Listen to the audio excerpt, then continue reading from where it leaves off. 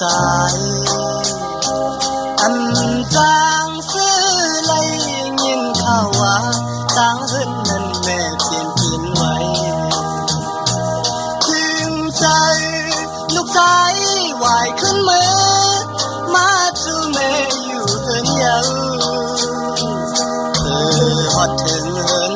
ตามให้ลูกชายโอ้แม่สิ่งกำตาย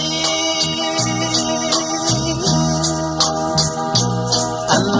ทางสิกินมาจึงในตุ้ยแม่นอนหลับอยู่เย็นไว้ตาลัดความก็แม่มจางกำในน้ำตาลูกสายไหลยานไกลลูกชายออกเมืองกลเมื่อเช้ามีอยู่ต่างเลย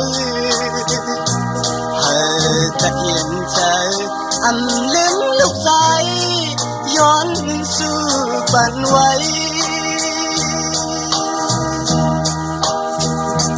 เมื่อเลี้ยวลูกชายมีก็เลี้ยวอ่านให้เมื่อใจใหญ่ภายในกว่าเลยพอเลยหันแม่พายเปิ้นออกคุยเลยต่างอยากซ้อมคอยหันตาให้ป้าใหญ่มาไหนเมืองคนแม่เกิดมาเป็นกงแม่ยานั้นอำลืมลูกชายพร้อมมือคุกเข่าไว้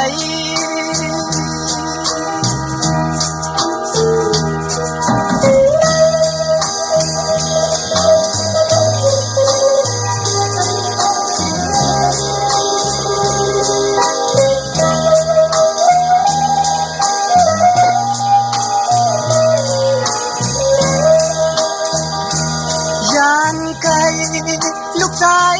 ออกเมืองกลเมื่อเช้ามีอยู่ต่างเลย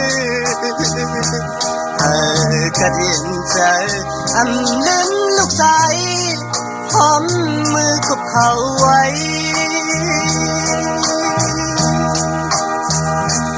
อาจยันไกลเหินย้ำจึงในตุยทางเลยเจออ่อนลูกชายจางซื้อเลยยินข่าวว่าต่างเฮินนั้นแม่เปลี่ยนกินไว้ถึงใจลูกชายไหวขึ้นมือมาสู่แม่อยู่เฮินเยาว่าถึงเฮินตามให้ลูกชายโอ้แม่สิ่งกำตายเมื่อเลี้ยวลูกชายมีก็เลี้ยวอ่านให้เมื่อใจภายในกว่าเลยพอเลยหันแม่พายเปิ้นออกคุยเลยต่างอยากจอมคอยหันตาให้ป้าใหญ่มาไหนเมืองคนแม่เกิดมาเป็นคงแม่อย่านำอำลืมลูกชายย้อน